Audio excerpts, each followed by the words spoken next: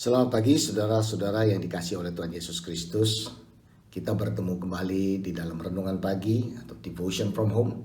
Dan saya berdoa dan percaya bahwa saudara dalam keadaan baik-baik di dalam pemeliharaan Tuhan dan tetap semangat. Saudara, pagi hari ini kita akan belajar kembali firman Tuhan. Dan saya ambil dari buku Yosua. Dan banyak hal yang kita bisa pelajari dari buku ini. Dan saya hanya akan ambil dari pasal yang pertama saja, beberapa ayat. Dan kita akan belajar dari kehidupan Yosua. Saudara, saat ini kita hidup di antara kehidupan seperti yang kita ketahui dan sesuatu yang berbeda. Kata physical distancing bahkan tidak ada dalam suku kata kita setahun yang lalu. Dan dalam keadaan new normal, segala sesuatunya pasti berbeda. Tidak akan sama lagi. Nah, sementara kita berada di antara keduanya, bagaimana jika Tuhan ingin mempersiapkan kita untuk sesuatu hal yang berbeda? Sesuatu yang Dia akan lakukan. Bagaimana jika Tuhan akan melakukan sesuatu yang bisa kita gunakan saat ini untuk bersiap-siap? Mari kita lihat dari Yosua 1 ayat 1 sampai 3.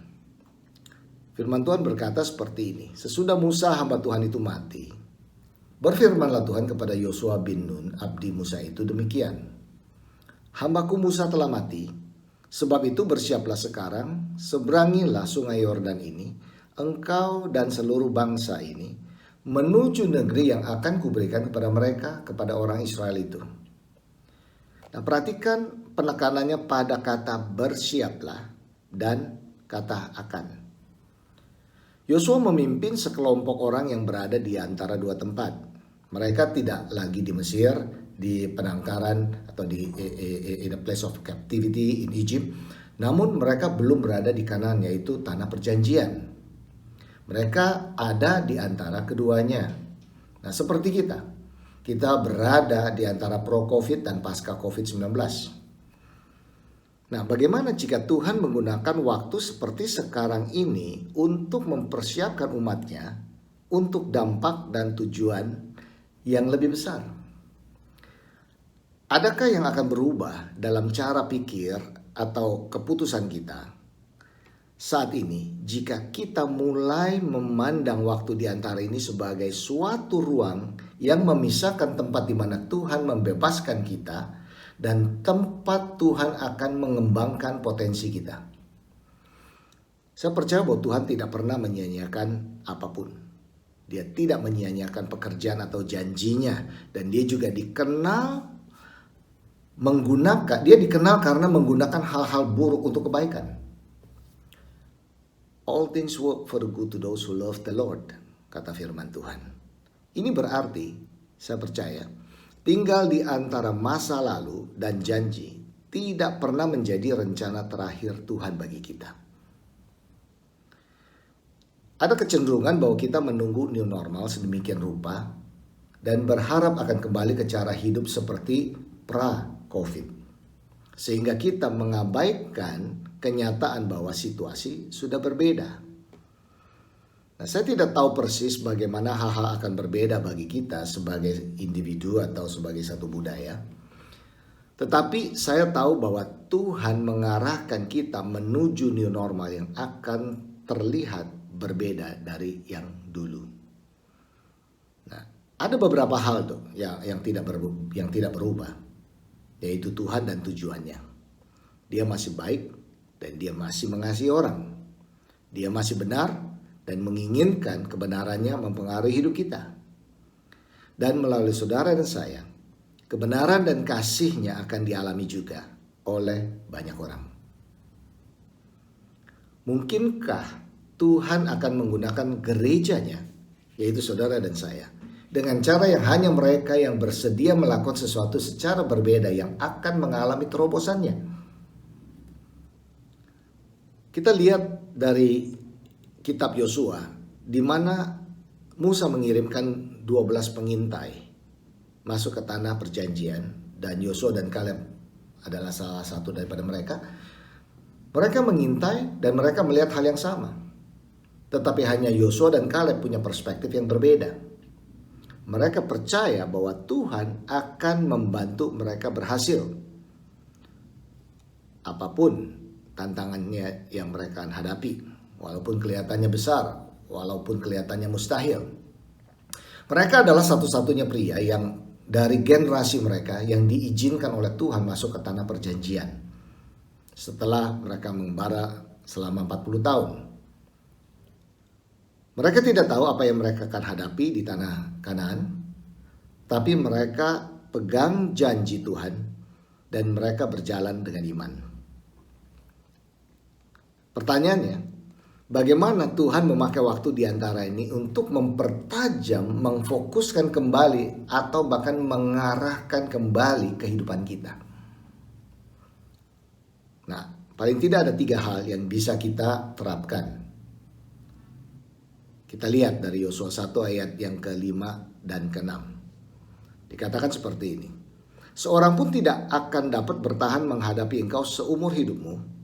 Seperti aku menyertai Musa, demikianlah aku akan menyertai engkau. Aku tidak akan membiarkan engkau dan tidak akan meninggalkan engkau. Kuatkan dan teguhkanlah hatimu, sebab engkaulah yang akan memimpin bangsa ini memiliki negeri yang kujanjikan dengan bersumpah kepada nenek moyang mereka untuk diberikan kepada mereka. Hal yang pertama, saudara, yang kita perlu ketahui bahwa ketika Tuhan akan melakukan, itu bukan hanya tentang saudara, bukan tentang keluarga saudara, juga bukan tentang gereja saudara semata. Apapun yang Tuhan lakukan dengan saudara dalam beberapa hal juga untuk orang lain. Nah, saya percaya Tuhan sedang mempersiapkan kita untuk sesuatu yang baru dan berbeda. Dia menciptakan new normal dalam diri umatnya yang akan menjangkau jauh melampaui mereka. Dan yang kedua, ketika Tuhan akan melakukan, ingat apa yang telah Dia katakan sebelumnya. Tuhan adalah pribadi yang murah hati dan Dia benar-benar berjanji untuk tidak pernah meninggalkan kita seumur hidup kita. Never leave us nor forsake us. Yosua 1 ayat 8-9 berkata seperti ini. Janganlah engkau lupa memperkatakan kitab Taurat ini, tetapi renungkanlah itu siang dan malam, supaya engkau bertindak hati-hati sesuai dengan segala yang tertulis di dalamnya. Sebab dengan demikian perjalananmu akan berhasil dan engkau akan beruntung. Bukankah telah kuperintahkan kepadamu, kuatkan dan teguhkanlah hatimu? Janganlah kecut dan tawar hati, sebab Tuhan Allahmu menyertai engkau kemanapun engkau pergi. Saudara, seperti Yosua, kita punya banyak alasan untuk menjadi takut dan patah semangat. Tapi firman Tuhan mengingatkan kepada kita untuk mengalahkan ketakutan, kekhawatiran dengan merenungkan firman Tuhan. Karena firman Tuhan itu akan memberikan penghiburan dan firman Tuhan itu akan memberikan arahan dari Tuhan kepada hidup kita ini. Nah, Yosua memimpin umat Tuhan masuk ke tempat yang baru dan harus menghadapi perlawanan. Bukan saja musuh dari luar, tetapi juga orang-orang yang dipimpinnya. 3 kali kalau kita perhatikan dari ayat ke-6 sampai ke-9 Tuhan,